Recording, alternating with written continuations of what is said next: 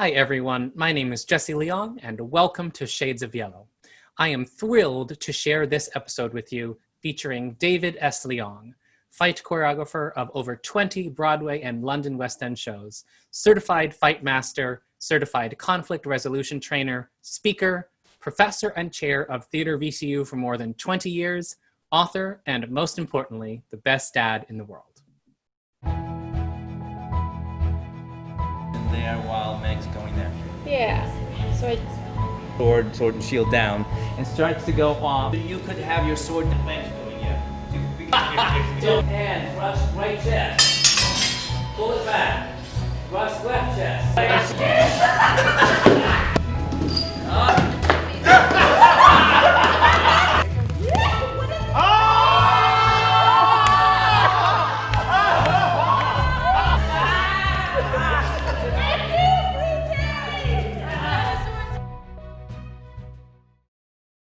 wait for me.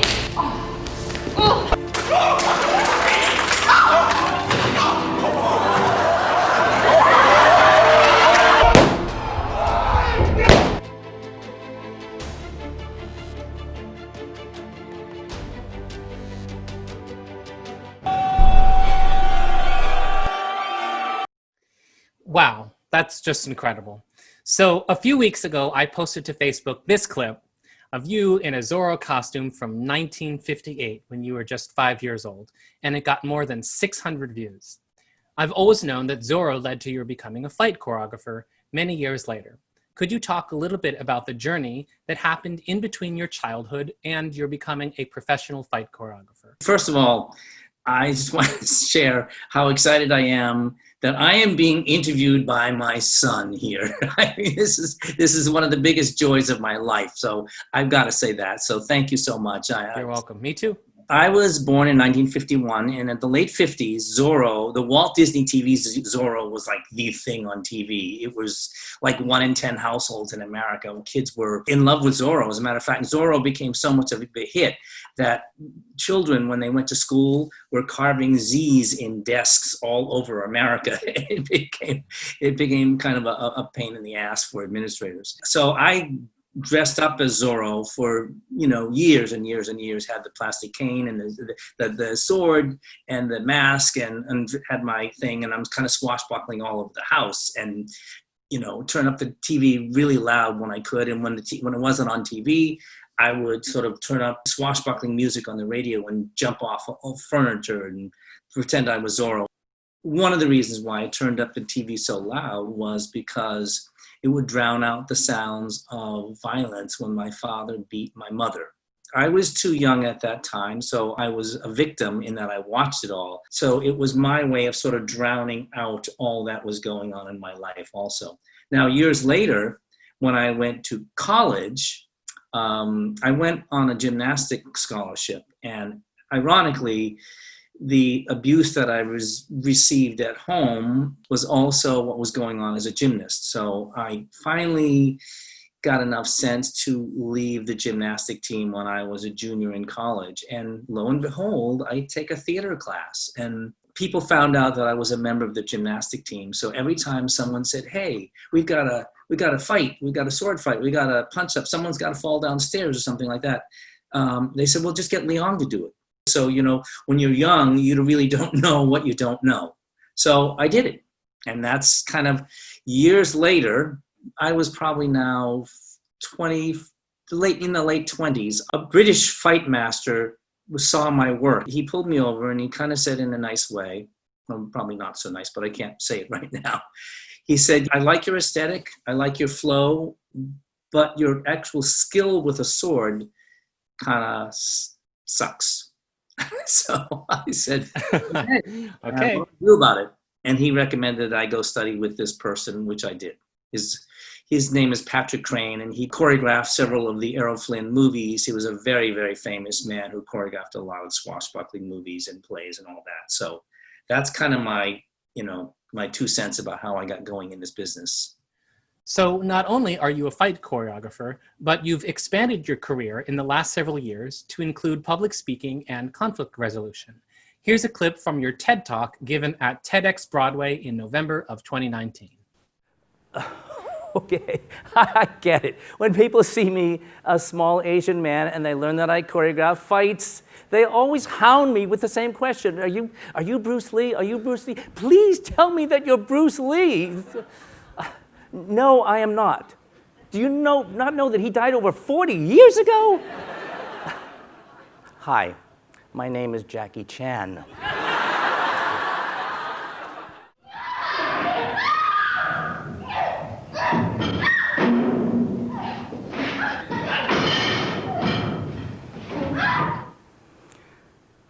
Not your everyday sword fight or punch-up, huh? You know, for me, that felt like I was actually choreographing my childhood. So, not surprisingly, about the same time, I started to see a therapist for PTSD related to what happened in my childhood, and she said, I want to come watch you work. Okay, so she watched me rehearse, and afterwards she came up and she said, you know, it surprised me, David. I thought you were going to choreograph these fights, but you did all this work with safety in front of it before you even choreographed these fights.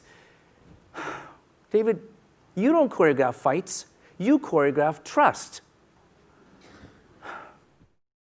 So that last line is the one that struck me the most when you were practicing your TED Talk for us in the living room. David, you don't choreograph fights, you choreograph trust. You spoke a little about the domestic violence you experienced at home when you were a kid. You've also shared with me how much stigma there is around PTSD, seeking professional help, and mental illness in the Asian Pacific Islander community. Could you elaborate on these experiences? You know, I don't think it's just a generational thing, but growing up in an Asian family in Boston, and there are two things that stick out to me. Number one, the Chinese really believe in saving face, or you can't lose face. And then number two is your children, they've got to be smart. They have standards that have to be really high. When people think of domestic violence, they think of, oh, a person got a drinking problem, or, you know, maybe they come from lower class or whatever. My father was an educated man. He had a degree from MIT. He had 2 master's degrees, and yet he's beating his wife and he's beating one of his sons. And he's terrifying us all. So it was, and I'm not saying it's an Asian thing to do that, although when that happened, it's got to stay in the family. You can't talk about it, because you have to save face. So I felt so much shame growing up. And I couldn't talk to anyone about it. And the other thing is that you've always got to be better. That's just driven into it was my father. I never met my grandfather, but I know it was driven into him. And those two things, saving face and you always have to be better, was a source of a lot of pain and anguish. And I know not only for me, but I've had a lot of Asian students, former students who felt the same way, the pain of always being driven and driven and driven and driven. And the result for me, anyway, was that I just never felt adequate. I always felt like I had to be better, a better person, that I wasn't loved. I couldn't be loved unless I was perfect, and I couldn't talk about it. My wife and I saw Mr. Rogers' Neighborhood. There's a very potent quote of his. He said, I don't think anyone can grow unless they are loved exactly who they are now, as opposed to who someone wants them to be later on. That really, really struck home for me, and that's exactly what it was like for me growing up. Sure, I had a roof over my head, but there was so much going on. Never felt loved. Had to be better, and you can't talk about it. And you know that age-old expression, for Asian families, an A is average and B is fail. You know, I'm getting choked up right now just thinking about that. I eventually succeeded, but still, even to this day, you know, I still have to every morning wake up and sort of massage my heart a little bit and give myself a pat on the back and remind myself that I am worth something and that I'm more than that. I'm loved and all that. And that's the result of all of that stuff that happened. That's the hard thing. And the second part of that question is saving face. You know, can't lose face is part of the Asian culture of not getting into therapy, because the last thing you could possibly want to do is reveal vulnerabilities, that your family isn't perfect, that you're not really good. The mere fact that there's a stigma, not only with Asian culture, you know, Asian populations, but with everyone. As I was growing up later on, there was so much pain in me that it was turning inward When pain turned inward is depression. The only way to get rid of that is by releasing it through physical, vocal, emotional. And for me, the only way out was therapy. I just said, I can't go down anymore because I feel so bad about myself that I gotta go. The only way, there's another quote, shared pain is halved. And a lot of people feel that, oh, I can't talk about it because I feel so much shame, I feel so much guilt, and therefore I'm not going to do anything because people will think ill of me. That's the one God-saving gift that came to me, is that while all this is happening when I was a child, I said, this is not right. This is not what's supposed to be happening. The world isn't supposed to be like that. I'm not supposed to watch my dad do that to my mom. I'm not supposed to be punished like this. I did say to myself, this is not right. I don't know what to do about it, but it's not right. I just read about something earlier today about the Asian stigma of mental health getting help. Culturally, high standards, you got to do well, you got to look good. It's that whole thing about tiger parenting, and it's a lot about not losing face. So I've always been fascinated by your family history. Grandpa William was Chinese, but actually born in America, and Grandma Vivian was Australian. Your brother Bill was born in Sydney, and you were born here in Boston after they immigrated. Could you tell us more about their backgrounds and about your recent trip to Sydney to learn more about your mom's family? Yeah, and first of all, I'm going to make a little correction there. It's not my family, it's our family. So my father was born when his father, my grandfather, came to America, and they were on a business trip. My grandfather was in the import-export business. So my father was born about an hour outside of San Francisco. At that point, he lived in California for a couple of years. Because my grandfather was sort of like supervising migrant workers on the field and that sort of thing. Then my father went back to China and was raised and educated there, went to Lingnan University. He wanted to go to Paris to study painting because he was an artist. His father wouldn't let him do that, but because he was an American citizen, he joined the US Army and worked in counterintelligence in World War II, because he knew that the American GI Bill would get his education and then my father would have that paid for. So he joins the war. He meets my mother in Sydney, Australia when he's on leave from the Philippines. He marries my mother, continues on in the war, goes to America. They got married in Australia 1 month after the war was over. He goes back to the States. My mother stays in Sydney a little while longer. She gives birth to my brother, and then they take a boat over to America, and that was 1946. So because my father's family and mother's family were in China and Australia, I never got to meet any of them.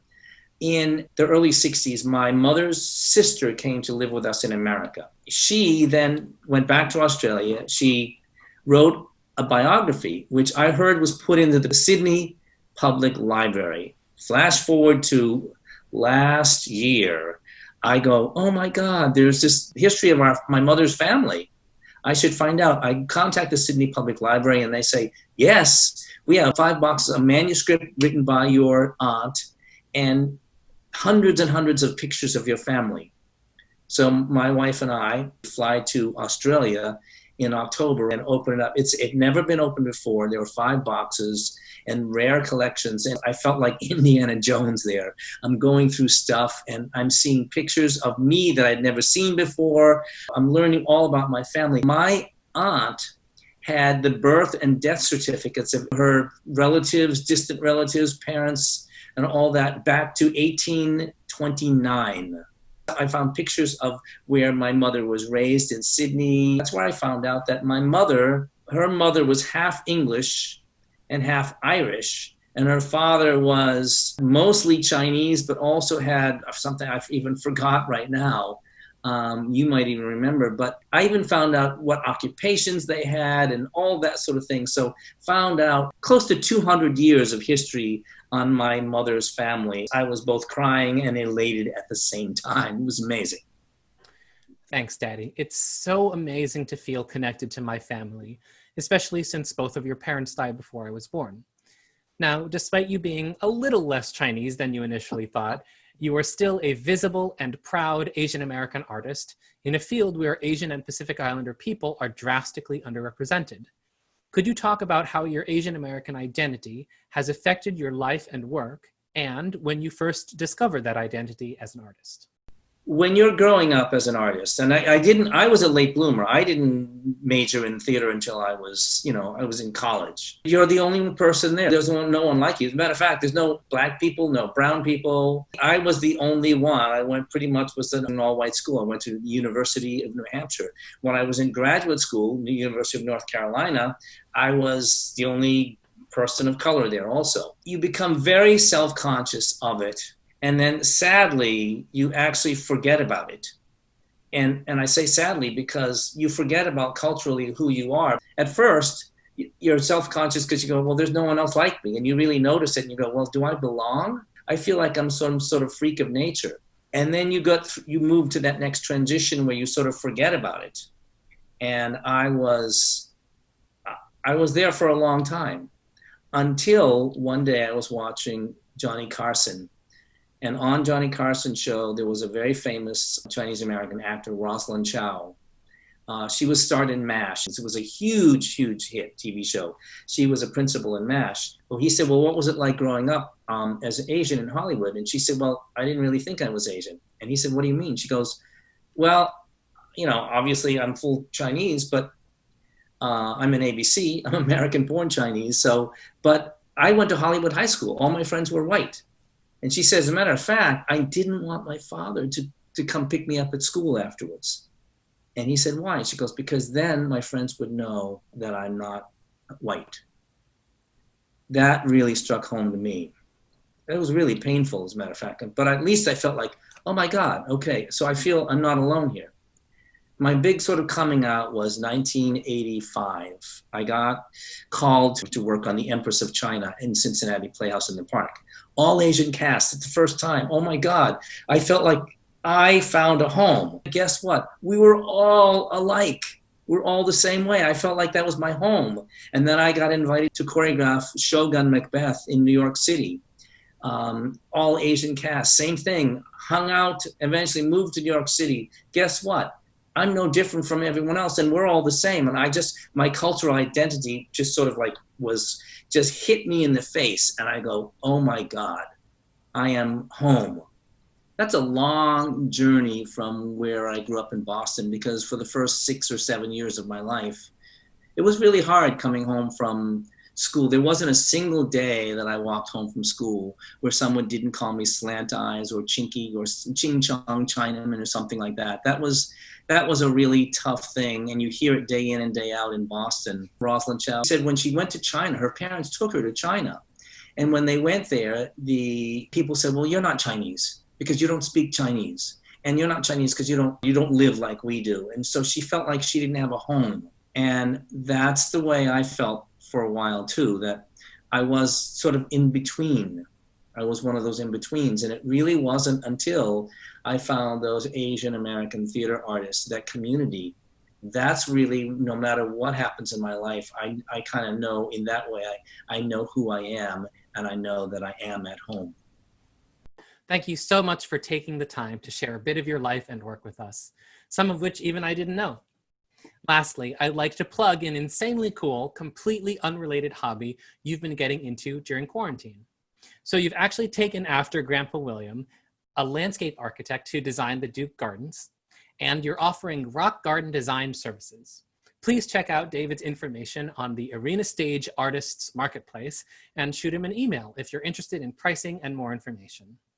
Finally, as a special treat, please enjoy this photo of us that was on the real cover of Fishing for Dummies. Thanks again for being on Shades of Yellow. Love you very much.